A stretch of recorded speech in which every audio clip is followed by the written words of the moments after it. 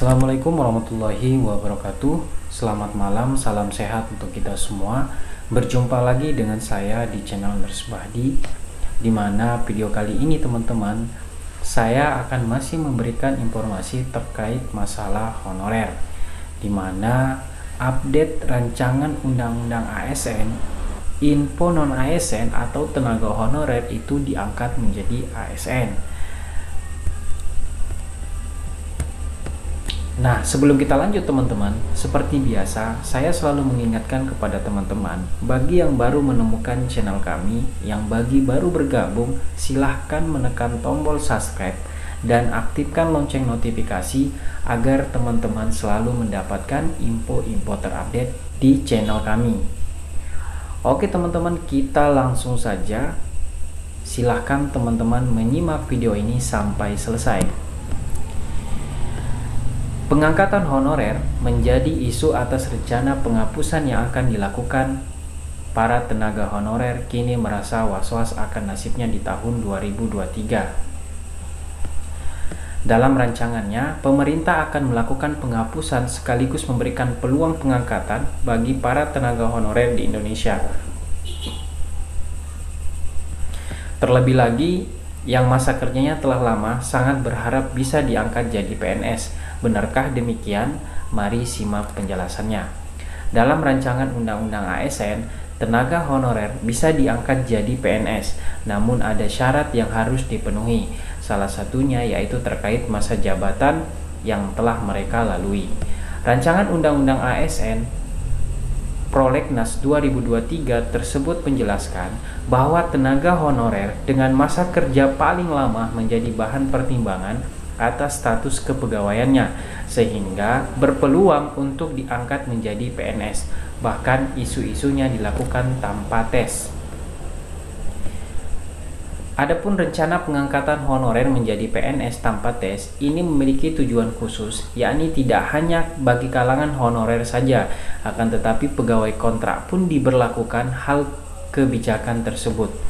Dalam rancangan Undang-Undang ASN yang terhitung sejak 1 Januari 2023, di dalamnya mengatur tentang pegawai kontrak dan tenaga honorer untuk diangkat menjadi PNS tanpa tes.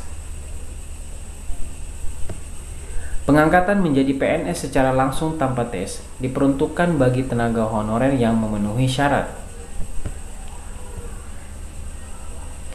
Berikut syarat atau kriteria tenaga honorer yang dapat diangkat menjadi PNS. Pada pasal 131A ayat 3 Rancangan Undang-Undang ASN menjelaskan mengenai pengangkatan PNS bagi mereka yang memiliki masa kerja paling lama. Hal demikian berlaku untuk tenaga honorer, pegawai tidak tetap ataupun pegawai tetap non-PNS dan tenaga kontrak yang memiliki masa kerja paling lama. Selain itu, pertimbangan lainnya yaitu dilihat dari segi batasan usia pensiun pegawai, sebagaimana tercantum dalam pasal 90 Rancangan Undang-Undang ASN, sebagaimana tertuang dalam Rancangan Undang-Undang ASN atas perubahan Undang-Undang tentang ASN Aparatur Sipil Negara. Dalam pasal 90 Undang-Undang Nomor 5 Tahun 2014 menyebutkan bahwa batasan usia pensiun PNS adalah 58 tahun bagi pejabat administrasi, 60 tahun bagi pejabat pimpinan tinggi sesuai dengan ketentuan peraturan perundang-undangan bagi pejabat fungsional.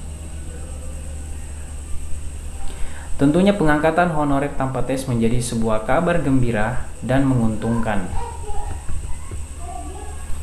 Akan tetapi hal tersebut juga memberlakukan syarat-syarat tertentu. Mari simak penjelasan bersama-sama. Berikut syarat yang harus dipenuhi tenaga honorer agar bisa menjadi ASN tanpa tes. Yang pertama, diprioritaskan bagi tenaga honorer yang memiliki masa kerja paling lama. Kedua, bekerja pada bidang fungsional, administratif, pelayanan publik yaitu pendidikan, kesehatan, penelitian, dan pertanian. Tiga, dipertimbangkan atas dasar masa kerja, gaji, ijazah terakhir, dan tunjangan yang diperoleh sebelumnya. 4. Tidak memasuki batas usia pensiun yang telah ditetapkan. 5. Seleksi administrasi berupa verifikasi dan validasi data surat keputusan pengangkatan harus tetap dipenuhi oleh para tenaga honorer. Jadi inti dari informasi ini teman-teman, syarat honorer untuk diangkat menjadi ASN sesuai dengan update rancangan undang-undang ASN. Yang pertama adalah diprioritaskan bagi tenaga honorer yang memiliki masa kerja paling lama. Tentunya untuk masa kerja yang paling lama itu akan jadi prioritas untuk diangkat menjadi ASN sesuai dengan update rancangan undang-undang ASN. Kedua, bekerja pada bidang fungsional, administratif, pelayanan publik, yaitu pendidikan, kesehatan, penelitian, dan pertanian. Untuk syarat nomor 2 ini cukup jelas bagi teman-teman. Jabatan fungsional sebagai pendidikan, kesehatan, penelitian, dan pertanian itu masuk syarat untuk diangkat menjadi ASN sesuai dengan undang-undang ASN yang terbaru. Ketiga, dipertimbangkan atas dasar masa kerja, gaji, ijazah terakhir, dan tunjangan yang diperoleh sebelumnya. Tentunya ini jadi syarat utama karena dasar masa kerja kita yang pertama tadi, masa kerja yang lama yang jadi prioritas. Terus dasar gaji yang kita terima itu jelas.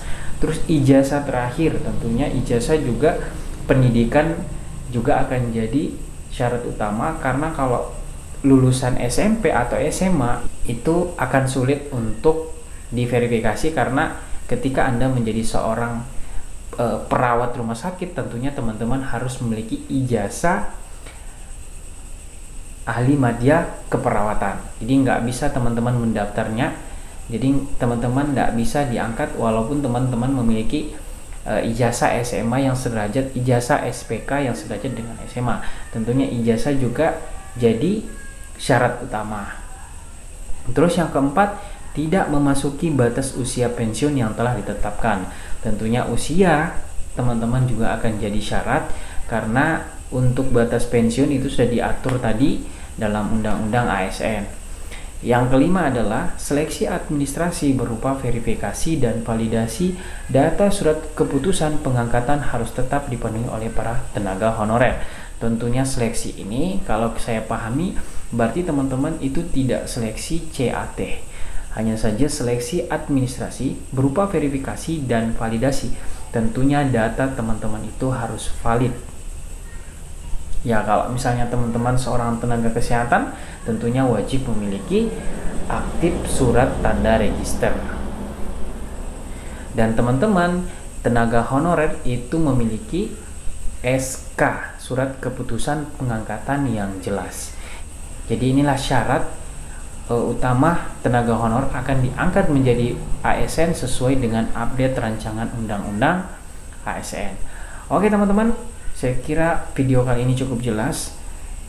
Terima kasih sudah menonton video ini, dan saya akhiri dengan ucapan Assalamualaikum warahmatullahi wabarakatuh.